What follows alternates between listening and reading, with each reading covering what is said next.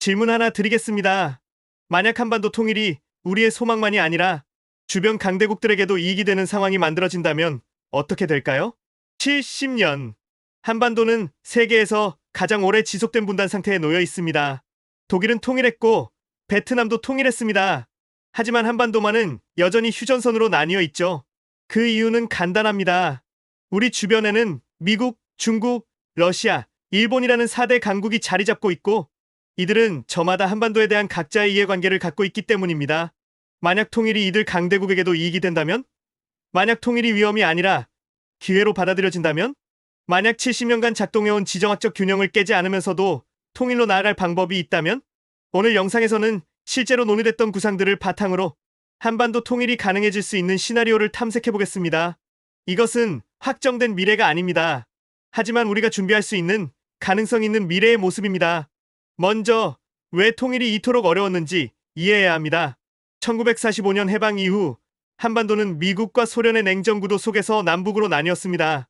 1950년 전쟁을 거쳐 휴전이 성립된 이후 70년 넘게 이 상태가 유지되고 있습니다.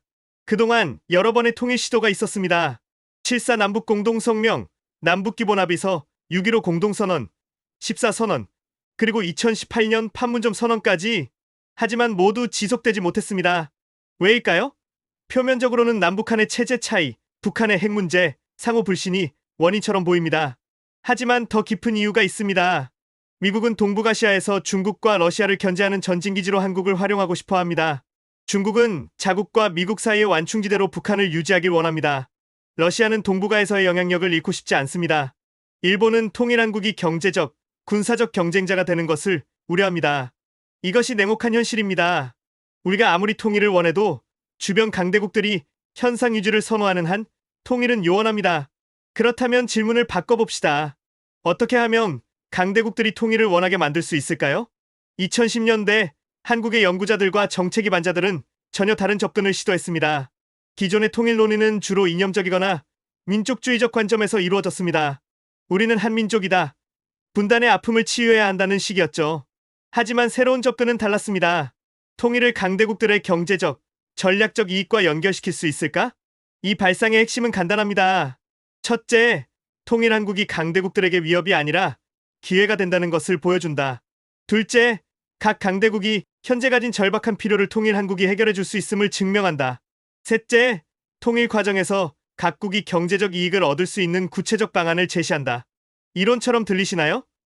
하지만 실제로 이런 구상들이 구체화되었던 순간들이 있습니다. 그중 가장 주목받았던 두 가지 시나리오를 살펴보겠습니다. 첫 번째 시나리오는 러시아와의 에너지 협력입니다. 1990년대부터 꾸준히 제기되어 온 아이디어가 있습니다. 바로 시베리아 가스관을 북한을 경유해 남한까지 연결하는 것입니다. 러시아는 세계 최대의 천연가스 보유국입니다. 시베리아와 극동 지역에는 엄청난 규모의 가스전이 있습니다. 하지만 문제가 있습니다. 소비 시장까지의 거리가 너무 멉니다. 유럽으로 가스를 팔기 위해서는 노르드스트림 같은 초장거리 해저 파이프라인이 필요합니다. 그런데 2022년 우크라이나 전쟁 이후 유럽 시장은 러시아에게 사실상 닫혔습니다. 서방의 제재로 러시아의 천연가스는 갈 곳을 잃었습니다. 그렇다면 동쪽은 어떨까요? 중국이 있지만 중국은 협상에서 강한 입장을 취하며 가격을 최대한 낮추려 합니다. 게다가 중국에만 의존하면 러시아는 협상력을 잃게 됩니다. 여기서 한국이 매력적인 대안이 될 수 있습니다. 2018년 문재인 정부는 실제로 이 구상을 추진했습니다. 북한을 관통하는 가스관 건설을 논의했죠. 한국가스공사와 러시아 가스프롬이 비공개 접촉을 가졌고 구체적인 견적까지 나왔습니다. 예상 건설비는 약 3조 원, 완공까지는 3년 이내가 소요될 것으로 추정되었습니다. 일부 해외 언론은 북한이 연간 통과료로 1억에서 1억 5천 달러를 받을 것으로 추정했고 한국은 현재보다 25에서 30% 저렴한 가격에 천연가스를 공급받을 수 있을 것으로 예상되었습니다. 러시아 입장에서는 어떨까요? 유럽 시장을 잃은 상황에서 안정적이고 지불 능력이 확실한 새로운 시장을 확보하는 것입니다. 그리고 이 가스관이 가동되기 위해서는 남북 관계가 안정되어야 합니다. 다시 말해 러시아가 한반도 평화에 직접적인 이해관계를 갖게 되는 것입니다. 물론 이 시나리오에는 난관이 있습니다. 북한이 가스관을 압박수단으로 사용할 위험, 대북 제재 문제, 그리고 북한 정권의 불확실성 등입니다.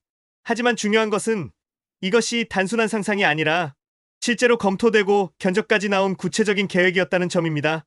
그리고 만약 북한이 개방되고 남북 관계가 안정화된다면 이 시나리오는 다시 현실이 될 수 있습니다. 두 번째 시나리오는 미국과의 안보 협력입니다. 전통적으로 미국은 한반도 통일에 양가적 태도를 보여왔습니다. 북한 정권의 붕괴를 원하면서도 통일 한국이 중국에 가까워지거나 주한미군이 철수하는 것은 원치 않았습니다. 그런데 최근 상황이 변했습니다. 한국의 방위 산업이 급성장한 것입니다. 과거 한국은 미국의 주요 무기 수입국이었습니다. F-16 전투기, M1 전차, 패트리어트 미사일 등을 미국에서 사왔습니다. 하지만 지금은 어떤가요? K2 전차, K9 자주포, KF-21 전투기, 천궁 미사일. 한국은 이제 자체 무기를 개발하고 수출하는 나라가 되었습니다. 2024년 기준 한국 방산 수출은 약 110억 달러를 기록했습니다. 폴란드, 호주, 사우디아라비아 등의 무기를 수출하며 세계 10위권 방산 수출국이 되었습니다. 정부는 2027년까지 세계 4위 수출국 달성을 목표로 하고 있습니다. 이것이 미국에게 주는 의미는 무엇일까요?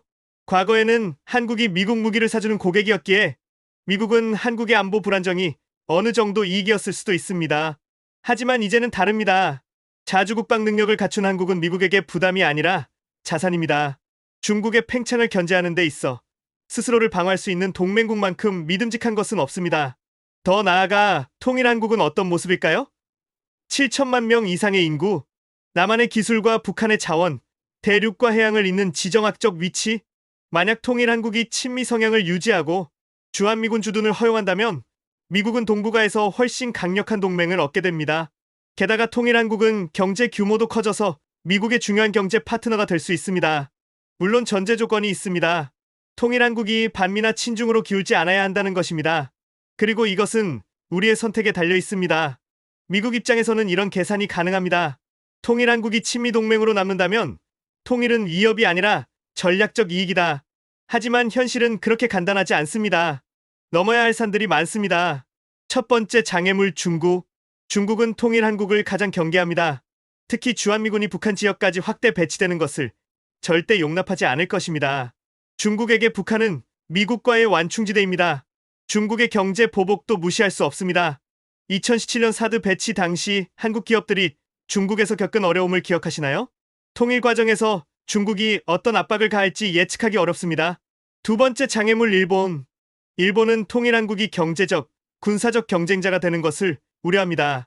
인구 7천만의 통일 한국이 빠르게 성장한다면 일본의 지역 내 영향력은 줄어들 수 있습니다. 게다가 독도 문제, 과거사 문제 등 한일 간 갈등 요소도 여전히 남아 있습니다. 세 번째 장애물 북한 체제. 가장 큰 문제는 북한 자체입니다. 북한 정권은 체제 생존을 최우선 목표로 삼고 있습니다. 통일은 곧 정권의 종말을 의미할 수 있기에 북한은 통일에 소극적일 수밖에 없습니다. 핵무기도 문제입니다. 북한은 핵을 포기할 의사가 없어 보입니다. 통일 과정에서 핵무기를 어떻게 처리할 것인지는 국제사회의 가장 큰 관심사입니다. 네 번째 장애물 통일 비용. 여러 연구기관의 추정에 따르면 통일 비용은 최소 수백억 달러에서 최대 수천억 달러에 이릅니다. 남북한의 경제 격차는 1인당 GDP 기준으로 30배 이상입니다. 이 격차를 좁히는 데는 막대한 시간과 자원이 필요합니다. 다섯 번째 장애물 사회 통합. 70년 이상 떨어져 살았던 사람들이 하나의 사회를 이루는 것은 쉽지 않습니다. 언어, 문화, 가치관의 차이를 극복해야 합니다. 독일 통일 후 30년이 넘었지만 여전히 동서독 간 갈등이 남아 있습니다. 한반도는 독일보다 격차가 더 클 수 있습니다. 이 모든 장애물을 보면 절망적으로 느껴질 수 있습니다. 하지만 역사는 불가능해 보였던 일들이 일어났음을 보여줍니다. 그렇다면 우리는 어떻게 해야 할까요? 먼저 통일에 대한 환상을 버려야 합니다. 통일은 대박이 아닙니다.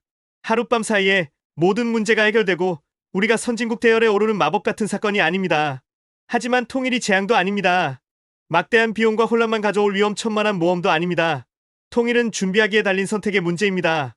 여러 연구 결과를 종합하면 통일이 점진적이고 체계적으로 이루어진다면 장기적으로는 경제적 이익이 비용을 초과합니다.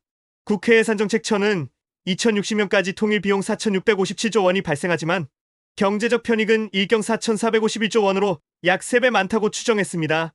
여러 연구기관들은 2050년 통일 한국의 GDP를 5조에서 7조 달러 사이로 전망합니다. 가장 보수적인 추정은 5.3조 달러 세계 12위, 낙관적 시나리오는 6.9조 달러 세계 7위 수준입니다. 일부 연구는 2055년까지 8.7조 달러에 달할 것으로 예상하기도 합니다. 하지만 이것은 모든 것이 잘 진행될 때의 시나리오입니다. 준비 없이 급진적으로 통일이 이루어진다면 혼란만 가중될 수 있습니다. 그렇다면 우리는 무엇을 준비해야 할까요? 첫째, 남북 경제 협력을 점진적으로 확대해야 합니다. 개성공단 같은 프로젝트를 재개하고 확대하는 것이 필요합니다. 북한의 시장 경제 전환을 지원하면서 동시에 소득 격차를 줄여나가야 합니다. 둘째, 통일 재원을 미리 준비해야 합니다. 통일세 도입, 통일기금 조성 등 구체적인 재정 계획을 수립해야 합니다. 독일은 통일 후 막대한 재정 부담을 겪었습니다. 우리는 미리 준비해야 합니다. 셋째, 주변국과의 외교를 강화해야 합니다. 중국, 러시아, 일본이 통일 과정에서 협조하도록 설득해야 합니다. 이들에게도 이익이 되는 방안을 제시하고 통일이 영내 안정에 기여한다는 것을 보여줘야 합니다. 넷째, 국민적 합의를 형성해야 합니다. 통일에 대한 세대 간 이념 간견의 차이가 큽니다. 충분한 논의와 교육을 통해 통일의 필요성과 방법에 대한 사회적 합의를 이루어야 합니다. 다섯째, 북한의 변화를 지원해야 합니다. 인도적 지원, 기술 교류, 교육 협력 등을 통해 북한 주민들의 삶을 개선하고 시장 경제에 대한 이해를 높여야 합니다. 결국 통일은 선택입니다. 우리가 원하고 준비하고 추진한다면 가능한 일입니다. 하지만 준비 없이는 불가능하거나 재앙이 될 수 있습니다. 오늘 영상에서 살펴본 시나리오들은 가능성을 보여줍니다. 러시아와의 에너지 협력, 미국과의 안보 파트너십, 이런 것들이 현실화된다면 강대국들이 통일을 막을 이유가 줄어듭니다. 하지만 그 전에 우리 스스로 준비되어야 합니다. 통일 한국을 어떤 나라로 만들 것인지, 어떤 가치를 추구할 것인지, 주변국들과 어떤 관계를 맺을 것인지, 이 모든 것은 우리의 선택에 달려 있습니다. 이 영상은 과거 실제 논의되었던 자료들을 바탕으로 제작된 시나리오 탐색 콘텐츠입니다. 확정된 미래가 아닌 준비 가능한 미래의 가능성을 제시합니다. 이 내용이 마음에 드셨다면 좋아요와 구독 부탁드립니다. 영상 제작에 힘이 됩니다.